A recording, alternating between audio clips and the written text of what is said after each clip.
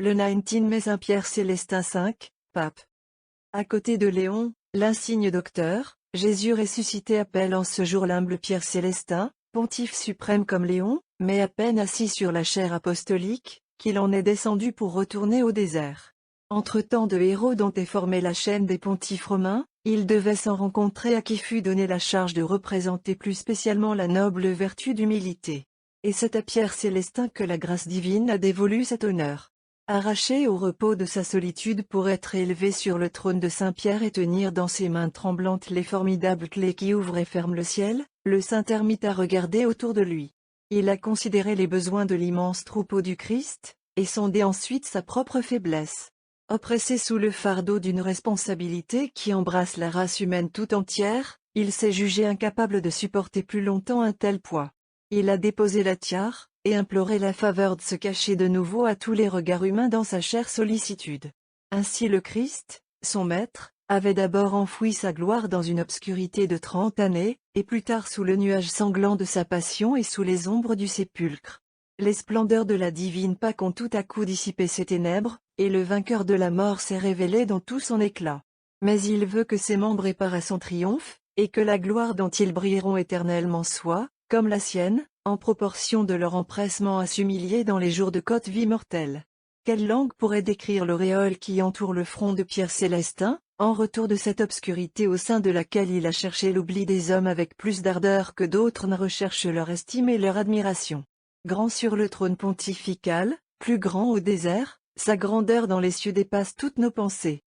Pour le louer, la Sainte Église lui a consacré les lignes suivantes, aussi simples que la vie du pontife Anachorète. Pierre, nommé Célestin, du nom qu'il prit lorsqu'il fut créé pape, naquit de parents honnêtes et catholiques à Isernia dans les Abruzzes. À peine entré dans l'adolescence, il se retira au désert pour garantir son âme des séductions du monde. Il la nourrissait dans cette solitude par la contemplation, et réduisait son corps en servitude, portant sur sa chair une chaîne de fer. Il institua sous la règle de saint Benoît la congrégation connue depuis sous le nom de Célestin. L'Église romaine ayant été longtemps sans pasteur, il fut choisi à son insu pour occuper la chaire de Saint-Pierre, et on le tira de son désert où il ne pouvait plus demeurer caché davantage, comme on place la lumière sur le chandelier. Un événement si peu ordinaire ravit tout le monde de joie et d'admiration. Mais lorsque Pierre, élevé à cette dignité sublime, sentit que la multitude des affaires préoccupant son esprit, il pouvait à peine vaquer comme auparavant à la méditation des choses célestes, il renonça volontairement à la charge et à la dignité. Il reprit donc son ancien genre de vie, et s'endormit dans le Seigneur, par une mort précieuse, qui fut rendue plus glorieuse encore par l'apparition d'une croix lumineuse que l'on vit briller dans les airs au-dessus de l'entrée de sa cellule. Pendant sa vie et après sa mort, il éclata par un grand nombre de miracles qui, ayant été soigneusement examinés, portèrent Clément V à l'inscrire au nombre des saints, 11 ans après sa mort. Vous avez obtenu l'objet de votre ambition, ô Célestin. Il vous a été accordé de descendre les degrés du trône apostolique, et de rentrer dans le calme de cette vie cachée qui avait si longtemps fait toutes vos délices. Jouissez des charmes de l'obscurité que vous aviez tant aimée. Elle vous est rendue avec tous les trésors de la contemplation, dans le secret de la face de Dieu. Mais cette obscurité n'aura qu'un temps, et quand l'heure sera venue, la croix que vous avez préférée à tout se dressera lumineuse à la porte de votre cellule, vous invitant à prendre part au triomphe pascal de celui qui a descendu du ciel pour nous apprendre que quiconque s'abaisse sera élevé. Votre nom, ô Célestin, brillera jusqu'au dernier jour du monde sur la liste des pontifes romains. Vous êtes l'un des anneaux de cette chaîne qui rattache la Sainte Église à Jésus son fondateur et son époux. Mais une plus grande gloire vous est réservée, celle de faire cortège à ce divin Christ ressuscité. La Sainte Église, qui un moment s'est inclinée devant vous pendant que vous teniez les clés de Pierre, vous rend depuis des siècles et vous rendra jusqu'au dernier jour l'hommage de son culte, parce qu'elle reconnaît en vous un des élus de Dieu, un des princes de la céleste cour. Et nous aussi, ô Célestin, nous sommes appelés à monter là où vous êtes, à contempler éternellement comme vous le plus beau des enfants des hommes, le vainqueur de la mort et de l'enfer. Mais une seule voie peut nous y conduire, celle que vous avez vous-même suivie, la voie de l'humilité. Fortifiez en nous cette vertu, ô Célestin, et allumez-en le désir dans nos cœurs. Substituez le mépris de nous-mêmes à l'estime que nous avons trop souvent le malheur d'en faire. Rendez-nous indifférents à toute gloire mondaine, fermes et joyeux dans les abaissements, afin qu'ayant bu l'eau du torrent, comme notre Maître divin, nous puissions un jour, comme lui et avec vous, relever notre tête et entourer éternellement le trône de notre commun libérateur. Le même jour. Sainte Pudancienne, Vierge. Un touchant souvenir du premier âge de l'Église romaine se rattache à ce jour. Une vierge chrétienne, la noble Pudancienne, l'a illustrée par son trépas. Fille d'un riche Romain nommé Pudent, de la famille de ce premier Pudent que mentionne saint Paul dans la deuxième épître à Timothée a eu le bonheur, ainsi que sa sœur Praxède, d'être initiées dès le berceau à la foi chrétienne, et toutes deux consacrèrent à Jésus-Christ leur virginité. À la mort de leur père, les deux sœurs distribuèrent aux pauvres leur opulent héritage, et consacrèrent leur vie tout entière aux bonnes œuvres. L'Église était à la veille de la persécution d'Antonin. Pudancienne, à peine âgée de 16 ans, mais déjà mûre pour le ciel, prit son vol vers l'époux divin au fort de la tempête. Sa sœur lui survécut assez longtemps. Nous la retrouverons sur le cycle de la Sainte Église au 21 juillet. La maison de Pudancienne, déjà consacrée, du temps de son aïeul, par le séjour de Saint-Pierre, fut mise par la Vierge elle-même à la disposition du Saint-Pape Pie Ier, et les divins mystères y furent célébrés. Depuis lors elle est regardée comme l'un des plus augustes sanctuaires de Rome, et dans le cours du carême la station nous y a appelé le mardi de la 3e semaine. Pudancienne est une tendre fleur que l'Église romaine offre aujourd'hui aux divins ressuscités. Les siècles n'ont point épuisé son parfum. Et, pure comme son nom, sa mémoire demeurera chère aux enfants de l'Église jusqu'au dernier jour du monde. L'éloge que la Sainte Liturgie lui consacre n'est, pour ainsi dire, qu'un simple souvenir. Mais ce souvenir est immortel. La Vierge Pudancienne, fille de Pudent, sénateur romain, ayant perdu ses parents, se consacra tout entière, avec un zèle admirable, aux exercices de la piété chrétienne. D'accord avec sa sœur Praxède, elle distribua aux pauvres l'argent qu'elle avait retiré de la vente de son patrimoine, et s'appliqua avec zèle au jeûne et à un oraison. Par ses soins, toute sa famille, composée de 96 personnes, reçut le baptême des mains du pape Pie. L'empereur Antonin ayant défendu par un édit aux chrétiens de pratiquer publiquement leur religion, le pontife célébrait les saints mystères en présence des fidèles dans la maison de Pudancienne. Elle recevait les chrétiens avec une grande charité, et leur fournissait les choses nécessaires à la vie.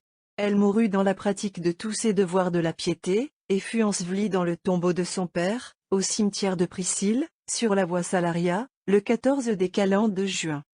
Semblable à la colombe de l'arche, qui ne trouva pas où poser son pied sur le sol encore empreint de la colère de Dieu, vous avez pris votre vol, ô Pudancienne. Et vous êtes venus vous réfugier dans le sein de Jésus votre pasteur et votre époux. Ainsi, au dernier jour du monde, les âmes des élus, revêtues de leur corps glorieux, imiteront le vol de l'aigle, et se rendront autour de Jésus avec la rapidité que le roi des airs met à fondre sur sa proie.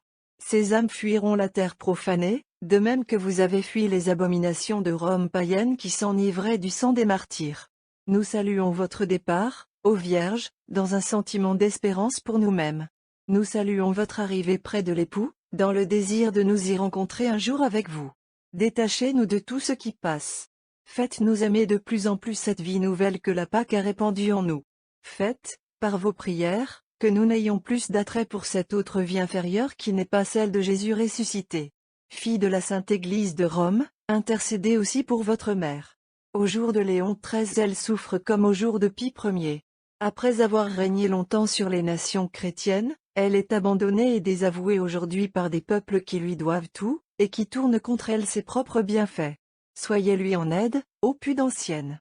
Et subvenez à votre auguste mère. Le même jour. Saint Yves, confesseur. Nous craindrions d'imposer une privation à la piété de nos lecteurs, si nous omettions aujourd'hui la mémoire d'un saint dont le culte n'est que local, il est vrai, mais qui n'en a pas moins été, durant des siècles, l'objet d'une vénération presque universelle. Au reste, la catholique Bretagne, sa patrie, n'a rien perdu du fervent amour qu'elle portait autrefois à son Saint Yves. Et cette noble province a bien le droit que l'on recommande ici sa fidélité à ses saintes et antiques traditions. Dans ces églises, l'image patriotique d'un si célèbre patron est entourée d'un culte particulier. Dans ces villes et ces gros bourgs, le nom de Saint Yves désigne et consacre toujours quelques rues ou quelques places. Et d'innombrables familles se transmettent, de génération en génération, ce nom béni comme un précieux héritage. Yves est monté en ce jour vers son Sauveur ressuscité, après l'avoir représenté sur la terre par le sacerdoce dont il fut revêtu, par son zèle pour le salut des âmes, et par son héroïque charité envers les pauvres. Mais ce qui a frappé le plus vivement l'imagination des peuples, c'est le justicier qui rendait ses sentences avec une équité à laquelle nul n'eût osé contredire. C'est l'avocat qui ne plaida jamais que dans un but charitable.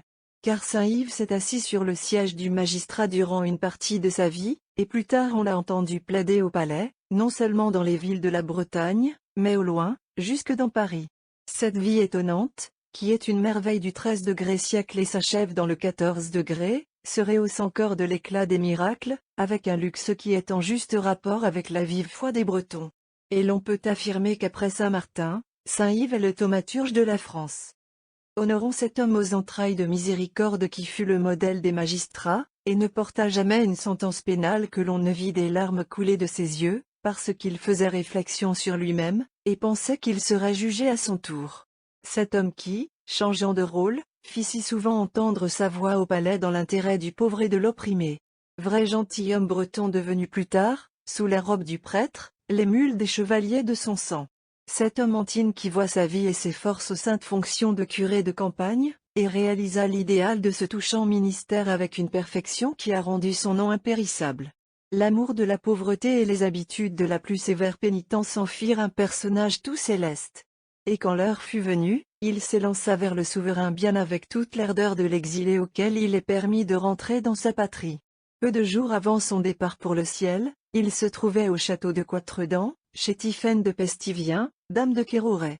Depuis quelque temps, dit-il à la pieuse femme, je me sens très affaibli, je m'attends à mourir sous peu, et je m'en réjouis fort. Si c'est le bon plaisir de Dieu, ne dites pas cela, s'écria la noble châtelaine. Quel malheur pour moi et pour tant d'autres qui tireront un si grand profit de vos exemples et de vos enseignements, vous vous réjouiriez, répondit le saint recteur, si vous aviez terrassé votre ennemi. Laissez-moi donc me réjouir de mon trépas. Car j'ai la confiance d'avoir, par la grâce de Dieu, vaincu mon adversaire. Tel fut dans toute sa vie cet homme simple et fort, au milieu d'une population digne de le comprendre. Mais non seulement il commandait aux hommes. La nature elle-même obéissait à sa voix.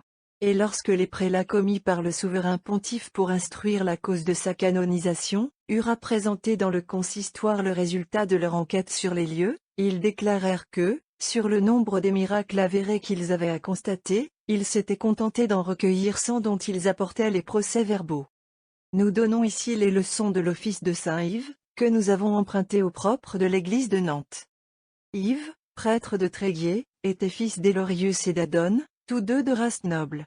Dès son enfance, il se distingua par sa piété, visitant les églises soir et matin, et se montrant empressé à servir les prêtres et les autels. Sa pieuse mère l'exhortant un jour à tendre à la sainteté, il lui répondit qu'il n'avait pas d'autre désir. En effet, lorsqu'il lui arrivait de lire la vie des saints, s'il y rencontrait quelques traits de perfection, il s'efforçait de l'imiter autant qu'il lui était possible. Il lit ses premières études à Paris, et vint ensuite à Orléans pour s'y livrer à la théologie et au droit canonique. Fuyant le vin et la bonne chère, ainsi que tous les plaisirs, il domptait son corps par les austérités, en sorte qu'à cet âge si dangereux de la jeunesse il maintint son âme agréable à Dieu par une entière chasteté. L'archidiacre de Rennes l'appela auprès de lui, et le chargea de rendre la justice en son nom. Yves fit paraître la plus rare intégrité dans cet office, ne portant jamais une sentence pénale sans verser des larmes, et s'efforçant toujours de concilier les parties entre elles. L'évêque de Tréguier l'établit officier dans sa cour épiscopale. Mais Yves, après avoir exercé quelque temps cet emploi avec une grande distinction, désirant s'adonner avec plus de liberté à la contemplation des choses divines, se démit de son office, et se chargea du gouvernement de la paroisse de Tresdretz, d'où il fut appelé à celle de Loannais, dont il demeura curé jusqu'à la fin de sa vie. Il y vécut de la manière la plus frugale et la plus austère, vêtu d'un habit grossier qui couvrait un cilice. Son sommeil était court. Il le prenait sur la terre nue ou sur des morceaux de bois étendus à terre, avant pour chevet une Bible, ou d'autres fois une pierre. Il se levait à minuit pour réciter l'office divin, célébrait la messe chaque jour, à moins qu'il n'en eût empêché par de très graves affaires ou par la nécessite. Il portait dans cette sainte action au plus haut degré la pureté de conscience et la ferveur de l'esprit. Un jour, au moment où il élevait la sainte hostie afin que le peuple l'adorât, Chacun la vit entourée d'un cercle de feu qui répandait une admirable splendeur. Son attrait pour l'oraison et la contemplation était si grand, que souvent il lui fit oublier de prendre sa nourriture. On le vit quelquefois passer la semaine entière dans sa chambre, fixe dans une oraison continuelle. Sa libéralité envers les pauvres, son hospitalité à l'égard des étrangers, sa compassion pour les malades, était merveilleuse. Il servait chacun avec tout l'empressement de son âme. Il vouait tous ses efforts et consacrait son patronage à secourir les orphelins et les veuves dans leur nécessité, et souvent il plaidait leur cause dans les tribunaux, en sorte qu'on l'appelait volontiers le père et l'avocat des pauvres. Non seulement il annonçait avec assiduité la parole de Dieu dans son église, mais il prêchait encore dans les paroisses environnantes. Un jour qu'il s'était mis en route pour remplir cette fonction, il trouva tout couvert d'eau un pont sur lequel il avait coutume de passer la rivière. Il fit le signe de la croix sur les eaux, qui s'écartèrent aussitôt pour le laisser passer, et revinrent dès qu'il eut traversé le pont. Enfin, épuisé par ses pieux travaux, après avoir prédit le jour de sa mort, muni des sacrements, il s'endormit saintement dans le Christ, étant âgé de 50 ans, le 14 des calendes de juin, l'an du salut 1303. Il fut enseveli dans l'église de Tréguier, où l'on conserve encore aujourd'hui son chef avec vénération. 44 ans après sa mort, il fut mis au nombre des saints par Clément VI, à Avignon. Puissant serviteur de Dieu, vous à qui la voix air du peuple chrétien a décerné le beau nom d'avocat des pauvres, écoutez l'humble prière des fidèles qui viennent aujourd'hui remettre entre vos mains la cause de leur salut. Vous avez été cher au Christ, notre avocat auprès du Père, parce que vous avez été comme lui le protecteur du faible contre l'oppresseur. Vous avez attiré sur vous les regards miséricordieux de Marie, que la Sainte Église appelle notre avocate. Plaidez maintenant en notre faveur en présence du Fils et de la Mère. Votre charité si vive et si agissante ici-bas est plus ardente encore dans les cieux. Nous la réclamons en ce jour où vous avez quitté la terre de l'exil pour la patrie. Tant de prodiges opérés à votre glorieux tombeau montrent assez que vous êtes demeuré attentif et compatissant aux besoins des habitants de la terre. Nous vous demandons d'élever nos cœurs jusqu'à Jésus ressuscité que vos yeux contemplent maintenant, et vers lequel vous avez constamment aspiré ici-bas. Obtenez que nous soyons affranchis comme vous des convoitises terrestres, et que nous aimions la justice comme vous l'avez aimée. Inspirez aux magistrats qui recourent à vous le sentiment que vous éprouviez vous-même sur votre tribunal, en pensant à la suprême judicature du Christ qui doit, au dernier jour, reviser toutes les sentences de la terre. Suscitez des défenseurs qui plaident la cause de l'opprimé, non pour un vain renom d'éloquence ou pour un intérêt mondain, mais pour rendre hommage au bon droit. Aimez toujours, ô grand Yves, la noble terre qui vous a produit pour l'Église et pour le ciel. Jusqu'ici votre protection l'a maintenue catholique et fidèle.